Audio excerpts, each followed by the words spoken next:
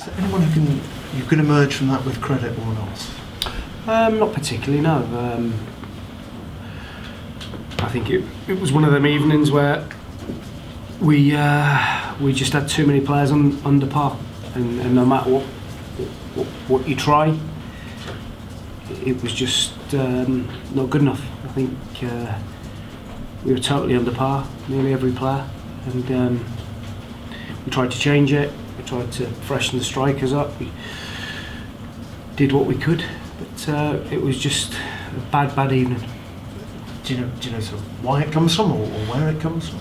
No, but I mean, it's just one of them things. I think Gillingham started at a real high tempo and pressed us, but we gradually came into the game and we had some good chances. All cleared off the line, and we seemed to be getting control of the game, and we can see the goal. You know, a great finish from the lad at back heel. It puts us on the back foot. Then we have opportunities to put the balls in the right areas and to score goals ourselves, and it doesn't happen again. So we have to gamble. Obviously, we have a bad start to the second half. A really poor goal from our point of view. That shouldn't happen. Poor marking, and it puts us in a real bad position straight after half time. Are you sort of happy with the kind of mental application, I suppose, after the second, or has that taken too much out? No, I think it's difficult when the pressure's on and the young players are. There's a lot of negativity about it. It's difficult for them to recover. But that's where they have to roll their sleeves up, and somewhere along the line they have to mature as players and people if they're going to get where they want to get. There's a lot of praise for you from Nathan Thompson on Saturday, but how concerned are you by that third just getting undone by a long ball? We're gambling, aren't we? We're gambling everybody forward. We went two at the back and tried to have a gamble and see if we could get one back, but I don't think we'd have scored if we'd have been sat here till tomorrow night. So that's something we've got to look at now in terms of we're not scoring enough goals for the amount of chances and possession we're having. Is it a surprise to think you didn't have a shot on target in the end? I know you hit the post, but that obviously technically counts as off target. Yeah, when there's that many balls in and around the box, you expect your strikers and midfield players to score goals.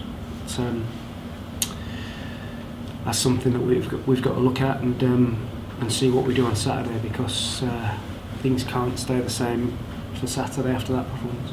Does it mean some change of, not necessarily style, but deliver the ball into the box earlier or things like that? No, look, I mean, once the players go out there and they get themselves in that positions, we can't cross the ball for them. We can't put the ball in the back of the net for them. We can only get them into them positions.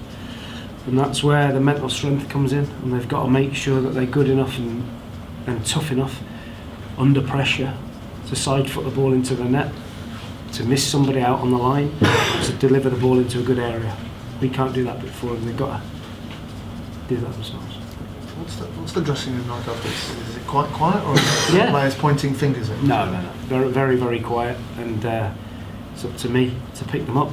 I'll take the blame for tonight, because I might have picked the wrong team. We were a little bit strong on numbers tonight, and got to make sure I pick the right one on Saturday.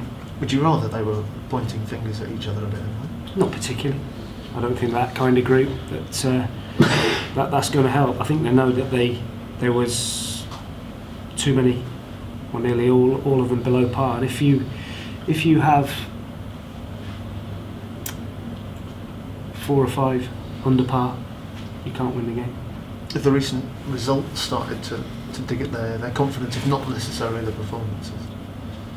No, because we took 4 points from 2 games in the last 2 games, so I thought we were back on track, and fully looking forward to tonight's game.